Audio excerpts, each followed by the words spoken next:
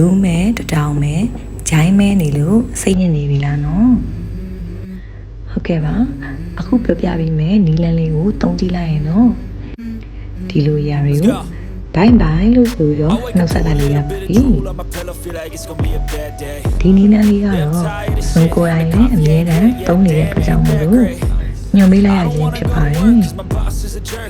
ဆိုင်တွေမှာဈေးကြီးလို့ body spa သုံးလို့နိုင်တဲ့လူတွေတွေ့ရော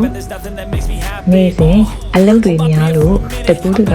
စပါမသွားနိုင်တဲ့လူတွေတွေ့ရောဒီညွှန်ပြီးတော့ဒီဗီဒီယိုလေးကိုတင်ဆက်ပေးလိုက်ပါတယ်ကဲအခုသူ့ရဲ့လှုပ်ဝက်ချက်ကဘာလဲဆိုတော့မကြီးပြီးပဲဖြစ်ပါတယ်ရှင်မကြီးပြီးရဆိုလို့ရှိရင်တော့မြမရိုးရအလားပါအတွက်ရှေးဘရင်တွေလက်ထက်ကလေးကအသုံးပြုလာခဲ့ကြတာပဲဖြစ်ပါတယ်ဟုတ်ကဲ့ပါသိပ္ပံနည်းကျပြောရရင်တော့မကြီးပြီးမှာ AHA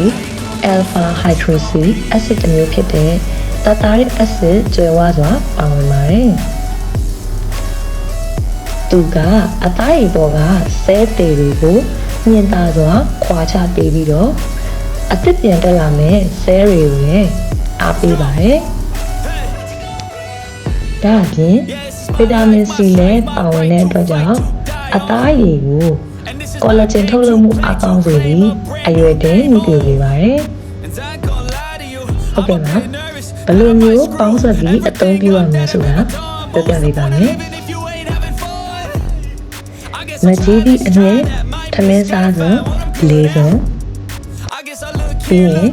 တကြားထမင်းစားစုံ၂စုံပါအဲ့ဒီနှမျိုးကိုအရင်ဆုံးရောဆက်လိုက်ပါအခုပြောပြတဲ့နီလန်းလေးကမျက်နှာမှလွဲပြီးတော့ခန္ဓာကိုယ်ပေါ်ပဲအသုံးပြုရမှာဖြစ်ပါတယ်မျက်နှာပေါ်တော့အသုံးပြုလို့မရနိုင်ပါဘူးရှင်သူတို့နှစ်ခုကိုဘယ်လိုပေါင်းပြီးတော့အသုံးပြုရမလဲဆိုတော့အရင်ဦးဆုံးရေနွေးနွေးလေးနဲ့ရေချိုးပါရေနွေးရှိလဲရေအေးနဲ့အရင်ဆုံးချိုးလို့ရပါတယ်နော်ရေနွေးနဲ့ချိုးခိုင်းနေဆိုတာချွေးပေါက်တွေကိုပွင့်စေပြီးတော့စကရက်ထဲကနေအာနိသင်တွေကိုပို့ပြီးတော့စုပ်ယူနိုင်စေလို့ပဲဖြစ်ပါတယ်အဲဒီနောက်မှာတော့ဖြော်ထားတဲ့အနှစ်ကိုလိုအပ်တဲ့နေရာတွေမှာအနှက်လိမ့်ပေးပါအထူးသဖြင့်တထောင်စစ်ဒူးစစ်ဂျိုင်းကျန်းတန်းတဲ့နေရာတွေမှာတတိချာချာလေးပုတ်ပေးပါကျန်တဲ့ခန္ဓာကိုယ်အနှက်နေရာကိုတော့လက်ချောင်းလေးတွေသုံးပြီးစောက်ဝိုင်းပုံစံအသားအရာပုတ်ပေးလို့လည်းရပါတယ်2 မိနစ်ကနေ5 မိနစ်ခန့်လောက်အထိပုတ်ပေးရင်လုံလောက်ပါပြီပုတ်ပြီးတာနဲ့ချက်ချင်းရေမဆေးချပဲ5 မိနစ်ကနေ10 မိနစ်ခန့်အသားနဲ့စိတ်ဝင်နေအောင်ပေါင်းထားလိုက်ပါတမတ်ချင်းပြည့်သွားပြီဆိုရင်တော့ရေအေးအေးလေးနဲ့ပြန်ပြီးဆေးချလို့ရပါပြီနော်စက်ပြာတိုက်မယ်ဆိုပါကကြမ်းတမ်းတဲ့စက်ပြာကိုမသုံးမဲနဲ့ညဉ့်ညံ့နဲ့ body scrub ထွက်ထုတ်ထားတဲ့စက်ပြာမျိုးကိုပဲသုံးသင့်ပါတယ်တကယ်လို့အဲ့လိုစက်ပြာမရှိဘူးဆိုလို့ရှိရင် baby မိုင်းလိုမျိုးကလေးရေချိုးစက်ပြာအနေနဲ့လည်းသုံးလို့ရပါတယ်နော်ဟုတ်ကဲ့ပါရေချိုးပြီးသွားရင်တော့ moisturizer သို့မဟုတ် SPF မပါဝင်တဲ့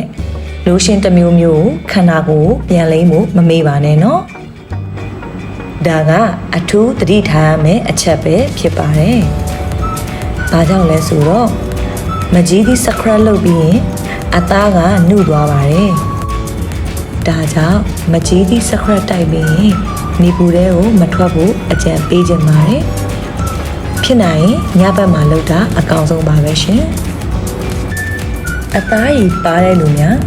sensitive ဖြစ်တဲ့လူများဆရာဝန်နဲ့တိုင်ပင်ပြီးမှအသုံးပြုပါရှင်ဒီမကြီးသည့် scrub ကိုနေ့တိုင်းလုပ်စီဟာမလိုပါဘူးနော်